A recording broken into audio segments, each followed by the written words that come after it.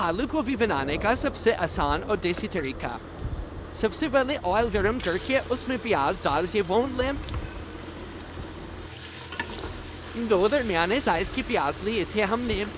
By the way ये वही आलू गोभी है जिसे खाते हुए कभी कभार आपको मौत पड़ती है और आप अपनी माँ को कहते हैं आज फिर गोभी बना लीजिए। प्याज का रंग जल्द चिट्टा हो जाएगा तो दे विच अंतक पा देना।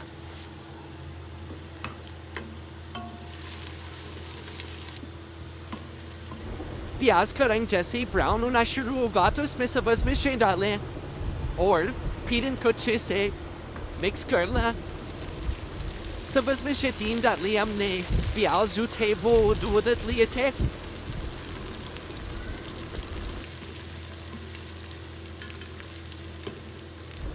अब इसमें एक कद्दूकस किया हुआ टमाटर डाल दें।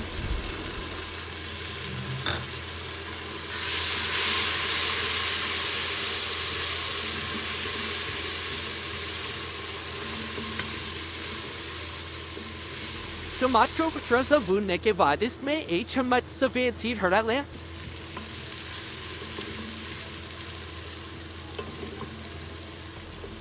मसाला नीचे लगना चाहिए इसलिए इसमें 2 बूंद पानी डाल दें।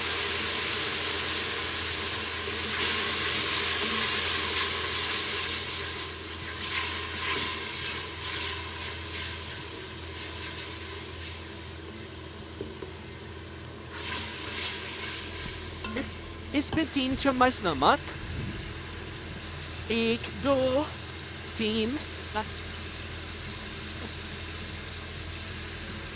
1 चम्मच लाल मिर्च और आधी चमची हल्दी की डाल दें।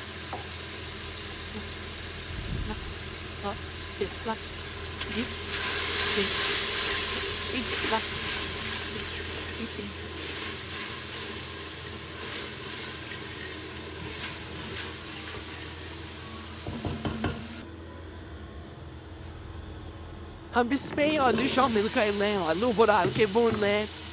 बस इतना सा काम सी बस। मसाला बनाया पहले आलू बनाने तो फिर गोभी पा देनी है। बम्बू किया।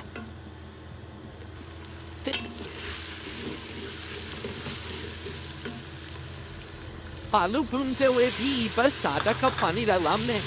आधे कप से भी कम ताकि मसाला नीचे लग ना जाए।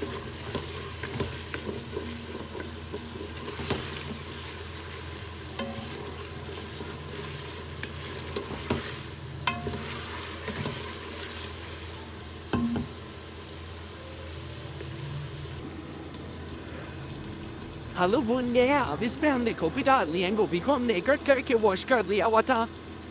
गोभी को आप अपने मुताबिक कटिंग कर सकते हैं। हमने बड़ी कटिंग की हुई है क्योंकि हमने पराठे बनाने थे इसके, तो हमने अच्छी तरीके से वो भी मैश करनी है। अगर आपको करीब करीब पसंद है थोड़ी बड़ा बड़ा कट कर लें। क्या ऐसे भी ठीक है। वो भी डाल के उसे अच्छी तरह से मिक्स करेंगे और अच्छे से मिक्स करने के बाद इसको ढक्कन दे के दरमियानी आंच पर हम पकने के लिए रख देंगे। मैंने आज थोड़ी ज़्यादा तेज़ रखी थी और बच्चे बाहर तल पापा पर डाली हुई थी।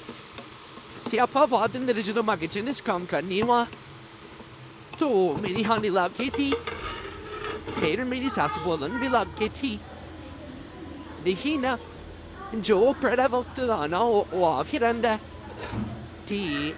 मैंने फिर बर्तन चेंज कर लिया था। शुक्र है ज़्यादा लबानी था मेरा सानन। 3 अपना ध्यान रखना अपना सानन ना सारना। इस बात जो मेरे ना बनाम के लिए थे। हाश ये आपने गोभी को मिक्स करके बार बार थोड़ी थोड़ी देर बाद चेक भी करते रहना। बिल्कुल हल्की सी आँखें पर इसको ढक्कन दे के पकाना और ज़्यादा चम्मच भी नहीं चलाने है ताकि टूट ना जाए। हमारी गोभी ऑलमोस्ट तैयार है। अब इसको सब्ज़ियाँ डाल के एंजॉय करें।